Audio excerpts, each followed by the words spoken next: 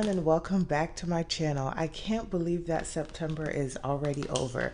Today's actually September 30th, and I'm going to do my month closeout with you guys. So let's just jump right into it. If you are new to my channel, welcome, and if you are not new, welcome back. Thanks for joining me. I do all things budgeting. I also include work week lunches, grocery hauls, and meal planning. So if that is something that you're interested in, don't forget to hit that subscribe button. And now let's get on into this video. If you're curious, I am using Uniquely Sean's budget kits. I found out about them from LaShawn's Lifestyle. Is that her YouTube? Yes, I'm so not good with people's YouTube names. But yeah, and I've been using them since, I think, was it April? Yeah, I think I've been using them since April, and I really, really love them. So we are going to get into the bulk of this review, and let's jump right on into it. So we're going to first start off with my income, and let me just zoom in a little bit more so you guys can see that.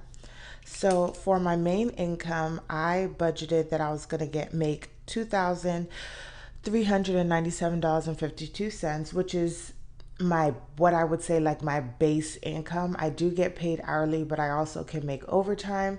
So if as long as I do 80 hours, this is what I should get. But for a good little minute now, I've been getting a little bit of overtime, but I never know how much overtime I'm going to get. So I always just budget for what I know I'm going to get.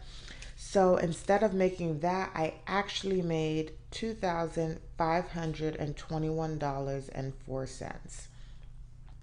And then I had my rollover, and I know this says miscellaneous, but on my little cheat sheet, I wrote it a little differently. So I'm going to add miscellaneous here. And I budgeted $0, but I ended up rolling over $26.32 from last month. Plus, in my actual, which I'm not sure why I didn't even include it in my second paycheck, but my partner gave me some money to pay off a credit card, and I forgot to add that extra income back into money that I received because he gave me a little bit more. So it was just only $6.41. Excuse me, guys. That I had extra of, so that total came out to $32.73. My miscellaneous, which was my actual commission check, I projected it or budgeted for $600, but it ended up being $853.24. So my total income for the month ended up being $3,407.01. So that was definitely more than what I projected, which is very, very much so good. So now down to my expenses. I don't know why. This just feels so much better. Okay, so now down to my expenses. We had my AT&T, which is my phone bill, which I budgeted at $126, and that came out to $126.10. I have my Capital One auto, and like I spoke about with my with my Paycheck One, I did not make a payment in August because of the way that they switched up our bonuses for those periods where you have a 3-check pay period coming up, which I didn't really know. I haven't been on the job for a full year yet. And so you get your July's commission in September and then you get September and October in October. So the money that I would have used to pay for my car in August, I didn't get until September. And then I was going to try and move one of those payments maybe to the end of the loan or something like that. But what happened is because I had been making extra payments, I had put my car loan amount from 498 to 367, so I was only budgeting $400, and when that payment wasn't made, it bumped my regular payments back up to 498, and they were trying to make me do like extra payments each month to cover that one payment that I would have missed. And it was just too much, you guys. I'm trying to save for a house. So I just paid off both bills in September.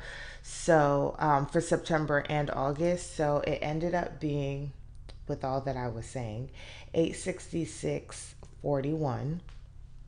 My energy bill, I always budget $80. I shouldn't really go over $80. And that's 76.23. When I buy a house though, I will have to up this budget. You guys, I'm so sorry. I don't know why I'm yawning so much. I'm so sorry. All right, so Netflix, I did spend 17.31. My Southern Link, I spent 93.60. My city card, I budgeted $160, but only had to pay $147.03. And then my Spark card, I budgeted $46, but it was actually $46.63. And this 46 is coming from the fact that I did have to buy the last 3 months of my stickers. And then I do have Apple storage that comes out of that account as well too. You guys normally don't see me pay for it or anything like that because I have like a lot of cash back on that card, so I usually just use the cash from there to pay it back. Next is going to be my Discover. I budgeted that I had to pay $70, but ended up not needing to actually pay that money at all. Capital One credit card is $200, and that's what I put. And then for my Wells Fargo, I budgeted $70, but I ended up spending $158.34. And that was because my partner charged some of his like work license classes that he has to take annually onto the card. And I just told him, don't worry about it. I'll go ahead and just cover it. So that is why I spent more than normal. And then I add this on for last, but this is my miscellaneous because I obviously don't budget for miscellaneous, but you know, you always spend something. So I ended up spending $109.23 in miscellaneous monies. And this is monies that I've actually taken out of like my checking account, money that's been transferred from my checking account to my savings account automatically, all of that good stuff. That's where that miscellaneous comes from. Now, I did go on a mini vacation this past week, and so yes, I know that I have some miscellaneous money spent there too, but it was taken or it was put on my credit card, so you guys will see in October where I consolidate those and pay any monies off. It wasn't too much, so I'm proud of myself for not spending that much money. But that was everything for my expenses. So the total was supposed to be 1263.01, but I actually ended up spending 1840.88. All right. Now on to my cash. So this is my cashless cash envelopes. I used to break down each category and then how much I actually spent in them, but I decided that I just wanted to do it by pay period and then break them down in like my actual paycheck. So for pay one or paycheck one, I budgeted $225 and I did take out $225. For paycheck two, I budgeted $170, but I actually decided to do $207, which gave me, once again, you guys, I'm yawning, which gave me a total of $432 that I took out for my cashless cash envelopes. If you don't know, I don't take out cash anymore. I have a Wells Fargo card and a Capital One, a Wells Fargo bank and a Capital One bank. So I just transfer the money through Zelle from my Wells Fargo into my Capital One, and same thing for my sinking funds and savings as well, except for my emergency fund, which is an account that me and my partner save together. So I do have to take out cash for that. So for pay one for my sinking funds, I budgeted $377, but I actually only took out $277. And I know it sounds crazy because the 300 of this is going towards my home fund, but I kept 100 so that I can kind of go on vacation and do other stuff. I will be fine in what I need to save, but it was best if I saved myself a couple of dollars. I put pay one again, but this should be pay two. I budgeted $777, and I did take out just that, which brought me to a total of 1054 for my sinking funds. And then lastly, for savings, pay one, I budgeted $25 and I did take out that 25. For pay two, I budgeted 25, but I did not take out anything. So I only spent $25 this month. I only put $25 this month towards savings. And then my total budget came out to $3,351.88, which leaves me with a remainder of $55.13. So this is what matches in my checking account as of today. And then in my transaction log, it has 5613. I have not done my week one check-in just yet because I'm gonna make that for October, and you'll see that savings came out on today actually for $1, so it will all match out, which is what my goal is to have that. The rest of that is what I want to be able to roll over to go ahead and put towards my city bill for next month. Just also a disclaimer as well too, I do not have any credit card debt, you guys, so any of this money that you guys see me paying off at any time, unless I do say it's debt, it's just that charges I made that I'm now paying off so that I don't owe anything when I pay my credit card bill. The only thing that currently has like a rollover, and we have not received any interest charges on it because it's always as long as the previous balance has been paid off, is my Discover card. And that's only because we have Hulu, and Hulu charges on the day before it closes. So I always have like a $6.48 like charge to the account each month, but I have not received any interest from that, you guys. So I am all good in that sense. And then we're going to go back here up to the top to talk about my goals. So my first goal was to put at least $50 in savings. However, that did not happen. I only put $15 towards savings. So I did not accomplish that goal.